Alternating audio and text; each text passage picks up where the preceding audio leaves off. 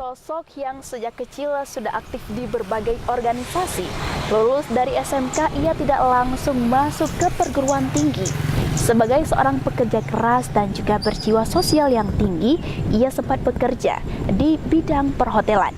Namun saat ia dipercaya sebagai pendamping Desa Mandiri Pangan Gampung Lam Aratunong menjadi pilot project di Aceh, sehingga terpilih menjadi 9 desa terbaik se-Indonesia pada tahun 2010.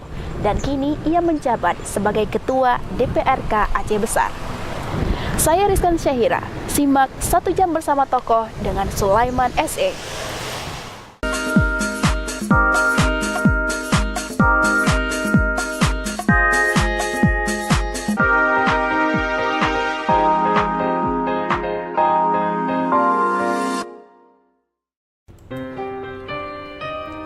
Sulaiman SE lahir 10 Agustus 1978 dan menghabiskan masa kecil di Desa Lam Aratunong, Kecamatan Kuta Malaka, Aceh Besar.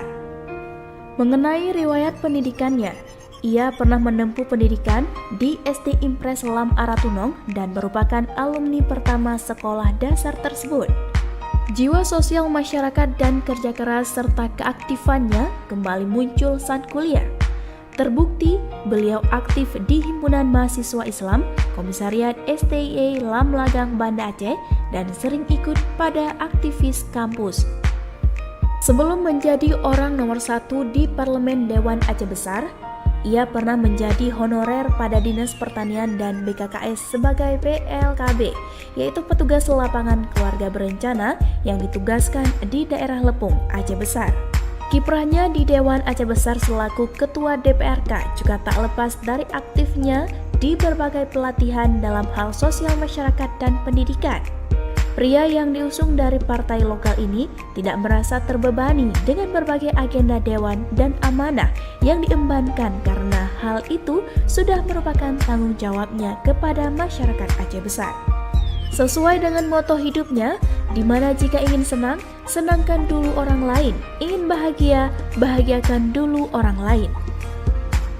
Saksikan perbincangan saya dalam 1 jam bersama tokoh bersama Ketua DPRK Aceh Besar, Sulaiman SE.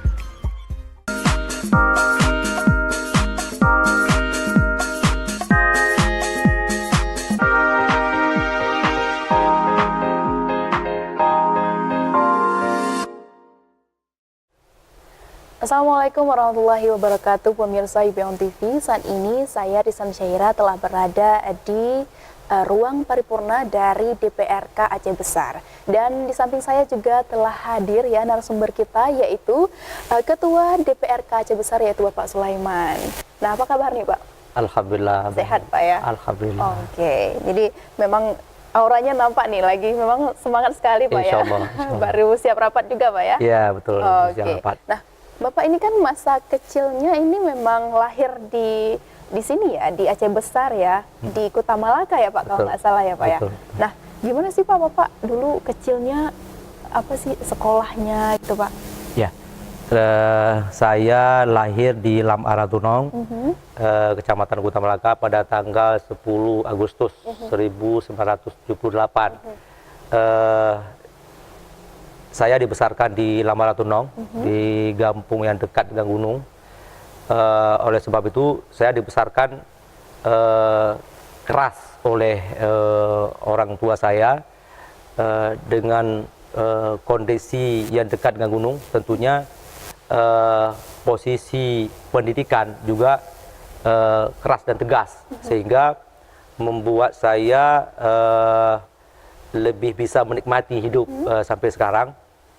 Saya SD di Lam Aratunong, di kampung saya, kemudian SMP itu pindah di kecamatan, masih di kecamatan juga itu, di kecamatan. Kemudian untuk SMA, saya itu di SMK Pariwisata di Banda Aceh, mengambil jurusan perhotelan di pariwisata.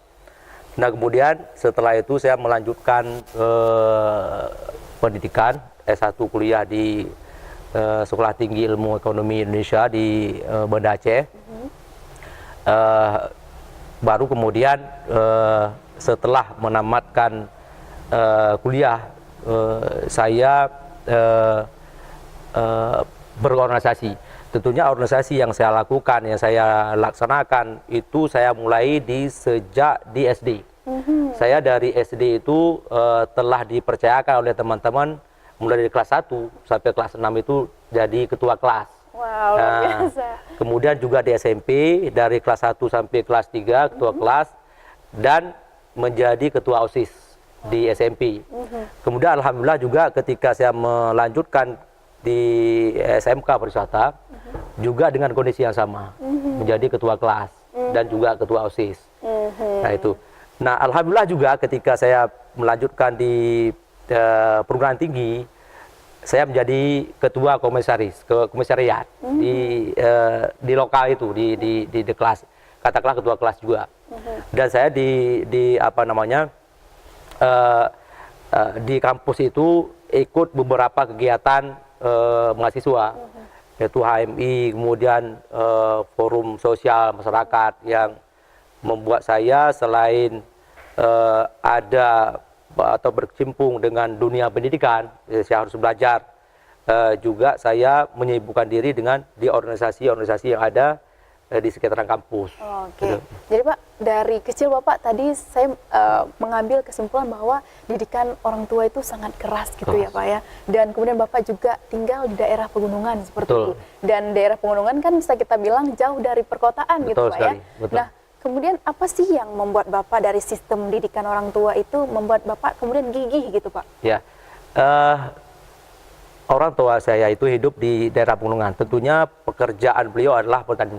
Nah, saya melihat bahwa potensi petani di Aceh khususnya ketika saya kecil itu petani yang hanya bisa menghidupkan keluarga, tidak menjanjikan penghasilan keluarga yang lebih besar.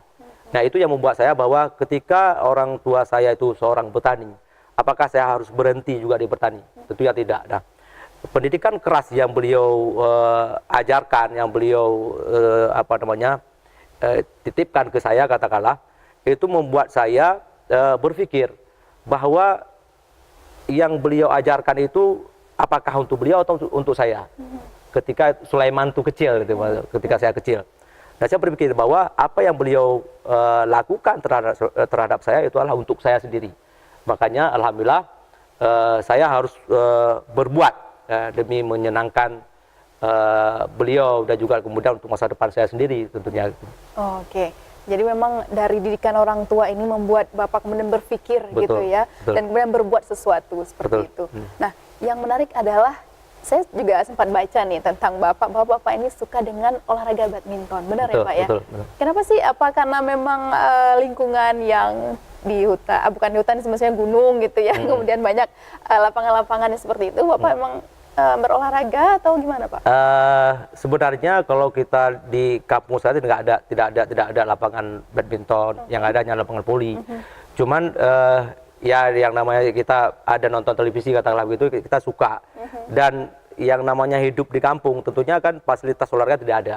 Nah, kita hanya bisa membeli raket dengan beberapa buah bola, katakanlah kita hanya bisa main. Dari situ saya menemukan sesuatu yang beda, bahwa gerak kita cepat, dengan fasilitas yang kurang memadai, tapi membuat kita itu sehat dengan berolahraga badminton. Itu. Dan makanya kemudian setelah saya menjadi seperti ini, saya selalu ada di olahraga. Saya selalu ada di olahraga. Saya membina badminton, saya membina taekwondo, saya membina voli, saya membina bola juga, kemudian saya membina atletik juga.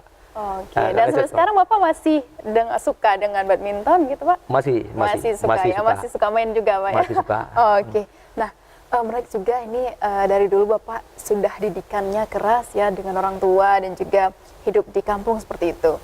Sebenarnya apa sih Pak cita-cita Bapak dari kecil itu Pak? Dan ini kan mungkin sudah jadi ketua DPRK gitu ya. Itu kecil terlintas nggak sih? Ini kepengen jadi apa besar nanti Pak? Iya, tidak pernah sama sekali. Tidak pernah sama sekali saya berpikir jadi ketua DPR, berpikir jadi saya ada di politik, tidak pernah. Karena yang namanya kita orang Indonesia khususnya di Aceh, kita berpikir ketika kita terlahir di kampung, kemudian di lingkungan petani, kita hanya berpikir menjadi pegawai negeri, gitu. Dan cita-cita itu saya juga bercita-cita seperti itu. Nah, saya telah membuktikan bahwa saya pernah ada di birokrasi pemerintahan, cuma masih honor, masih kontrak, masih honor. Namun seiring dengan perdamaian antara RI dan GAM, tentunya oleh GAM kan membuat partai politik. Nah, setelah saya selesai kuliah, saya pulang kampung, saya ingin membina kampung, ingin membuat kampung saya itu berbeda. Saya dipinang oleh mantan GAM, KPA, untuk membina partai, menjadi ketua partai, ketua di kecamatan. Padahal di saat itu saya menjadi menjadi pendamping desa mandiri pangan. Dan alhamdulillah ketika saya menjadi pendamping desa mandiri pangan itu, desa saya itu menjadi 9 desa terbaik di Indonesia. Wow. Satu-satunya di Aceh dan nomor 3 di Sumatera.